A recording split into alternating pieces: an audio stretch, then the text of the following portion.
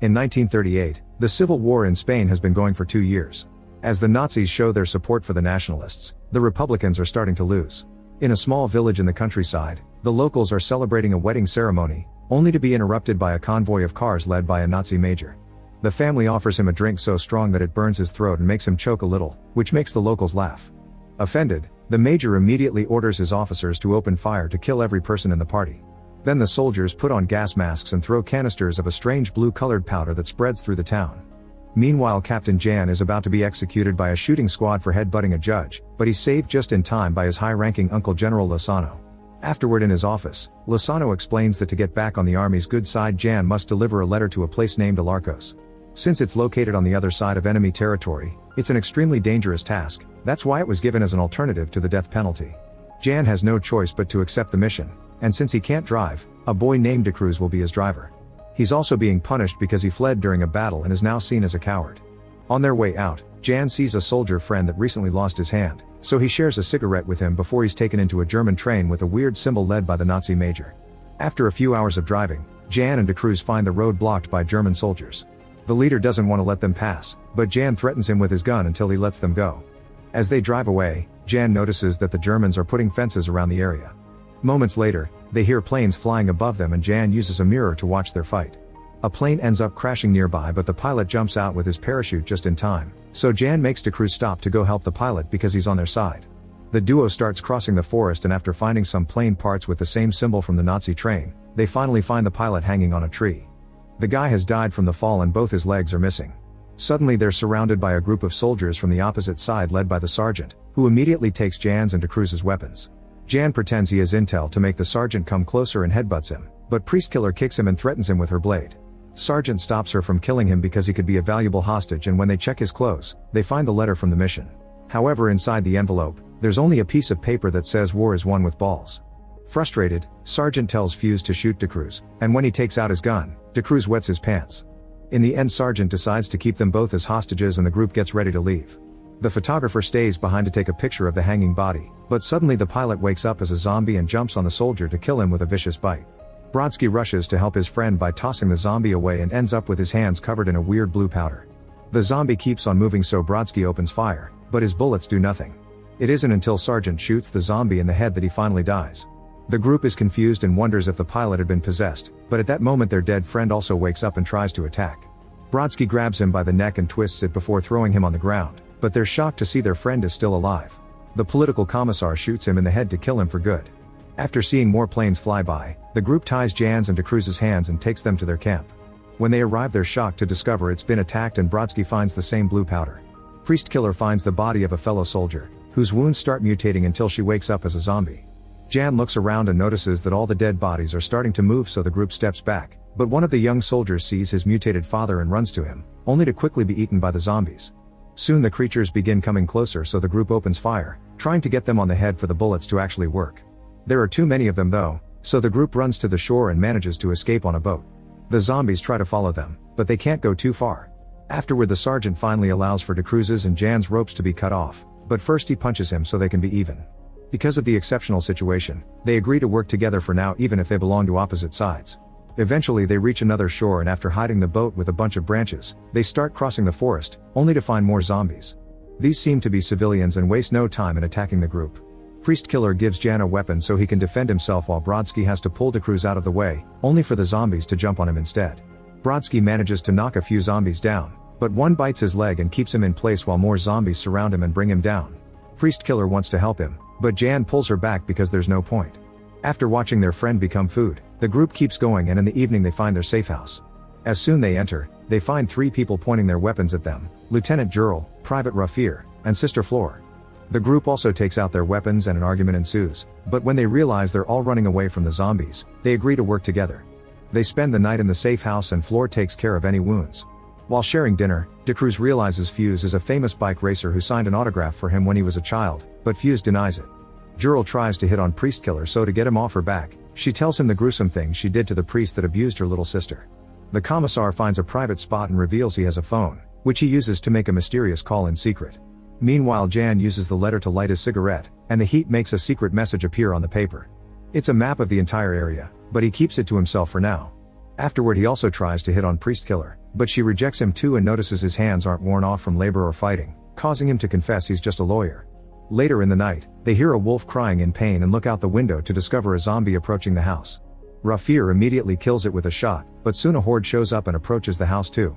The group gathers their things to leave, but the zombies begin reaching through the windows and grab Priest Killer, who quickly frees herself using her blade. They're starting to open the door too, so they rush to block it with a heavy box before escaping through the back door. As the zombies open the door and get inside, Fuse lights up some dynamite and throws it at them before leaving, effectively blowing up the house with all the monsters inside. After a few hours of walking through the forest, the group finds electric fences with a bunch of zombies stuck on them. One of these electrocuted zombies is Brodsky, so Jan gives him a mercy shot. Afterward, Jan shows the others the map, which is written in German. It seems that the Nazis knew about the zombie hordes coming out of the valley and calculated the time and direction these hordes would take, so they put up fences to stop them. This makes the group think the Nazis are responsible for the experiment that created the zombies in the first place. Since they're inside the fenced area, they have no way to escape. The team decides to look for the location marked with an X on the map to investigate what's going on. Moments later, they find the village from the beginning, but they don't see anyone around, just a destroyed party covered in blue powder. While De Cruz begins working on fixing a truck, Priest Killer notices lights in the church, so they go inside, only to discover a rather disturbing lab. Among all the blood-covered tools, there's a container with the same symbol from the train. Suddenly they hear a noise and find a woman coming out of hiding. It's Anna, the bride from the wedding. She explains that when the Nazis opened fire, she was saved by her husband falling on top of her. Then they threw the blue powder, and Anna used the distraction to hide. Soon she heard the dead people moving again and the Nazis laughing while watching from afar. Every now and then they would capture some zombies and bring them into the church, where they put up a lab to experiment on them. All of a sudden there was an explosion and the blue powder started to spread, and then there were Nazi zombies too. The few survivors tried to escape, but they never stood a chance. While the group hears the story, the commissar finds all the paperwork related to the experiments and steals it. At that moment they hear the engine of the vehicle, but when the group tries to leave, the commissar blocks the door with his gun out. He confesses he's stolen the formula for the blue powder and wants to use it to win the war, but he also wants to leave anyone from the opposite side behind. His team refuses, and when Sergeant threatens him, De Cruz enters the building, so Commissar takes him hostage.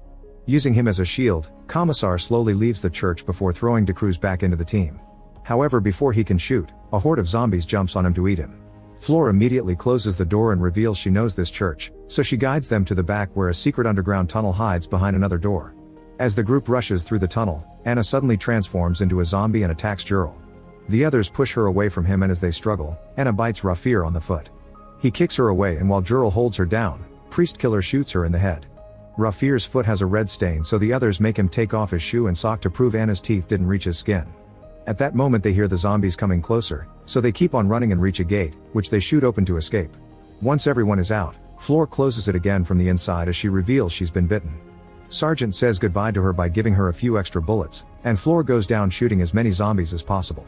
While De Cruz runs back into town to retrieve the truck, Jan proposes to go to the Nazi outpost where he saw the train with the same symbol from the containers in the church. Jan thinks they'll have an antidote, and when the others refuse to walk into enemy territory, Jan offers a heartful speech about how the zombie infection will kill civilians as well. At that moment De Cruz shows up with the truck, hiding the fact he's been bitten. Everyone accepts to follow Jan and they make it to the outpost in the morning. While the group hides, Jan approaches the entrance and almost gets shot by a guard. Soon Lozano and the Major come out and reveal they already know everything that happened thanks to the Commissar's phone call, so Lozano will allow Jan to come in because he's his nephew but not the rest of the group.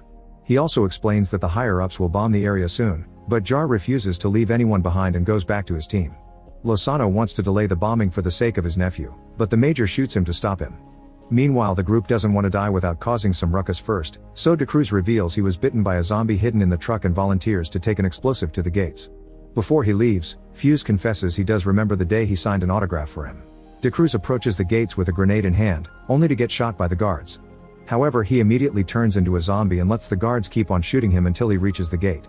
Rafir tries to provide some backup with his sharpshooting, but De Cruz gets shot in the head anyway. As he falls, so does the grenade, and the front gate is blown up. The group rushes inside and crosses a tunnel, where they quickly shoot a few guards before moving on. Soon they find the train, where everyone is getting ready to leave the outpost before the bombing starts. Jan wants to find the antidote, but Fuse and Jurel aren't interested in saving the world and mingle with the crowd, hoping to escape. At that moment the zombies come out of the tunnel too and the Nazis get busy trying to fight them, so the rest of the group starts making their way further inside. A zombie manages to find them and tries to attack, but he's shot down by Rafir, who has climbed on top of the train. The room has become a vicious bloodbath, so Rafir decides to stay on the train to provide cover while Jan, Sergeant, and Priest Killer run ahead. They also keep encountering zombies, so they shoot whoever gets in their way. Nearby Jurel is also shooting zombies down and soon runs out of bullets, so he thinks of fighting with his fists. Rafir uses a few bullets to save him too, only to suddenly get dragged down by another zombie. Terrified, Jurel runs to hide inside a truck at the same time that Fuse does the same. As they proceed to bond over missing their wives, they look in the mirror and notice that the back of the truck is filled with explosives. Fuse has some dynamite left, so Jurel lights it up with his cigarette and the guys go down with a huge explosion, bringing a bunch of zombies with them. Back to the trio, they finally find the train car with the symbol, so Sergeant decides to find the engine to drive the train out while Jan and Priest Killer look for the antidote. Inside the train they find the Major, who just gave himself an injection. Jan thinks he wasted the antidote, but the Major explains there isn't one. He proudly admits he created the powder and gets excited when his body starts transforming, but Priest Killer immediately shoots him in the head. At that moment the zombies start pounding the door and Jan steps back, only to find a chained zombie behind a curtain that bites his hand. Wasting no time, Priest Killer shoots the zombie and then amputates Jan's hand to prevent him from transforming. As soon as it falls, the hand mutates. Then the zombies manage to open the door and get inside, so Jan and Priest Killer take shelter inside a small compartment. At the engine, Sergeant manages to get the train going, but he's soon surrounded by zombies. After shooting a few, he uses the last bullet to self-delete and avoid becoming a zombie too. As the train leaves the tunnel, a bunch of planes finally bomb the area, killing all the zombies while Jan and Priest Killer kiss. Moments later, Rafir wakes up and is surprised to see the train has safely escaped the area. Jan and Priest Killer are also fine thanks to the protection of the compartment.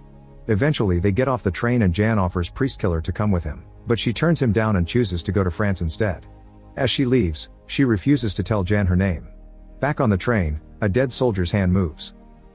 Make sure to subscribe and turn on notifications so you can watch more videos like this. Thanks for watching.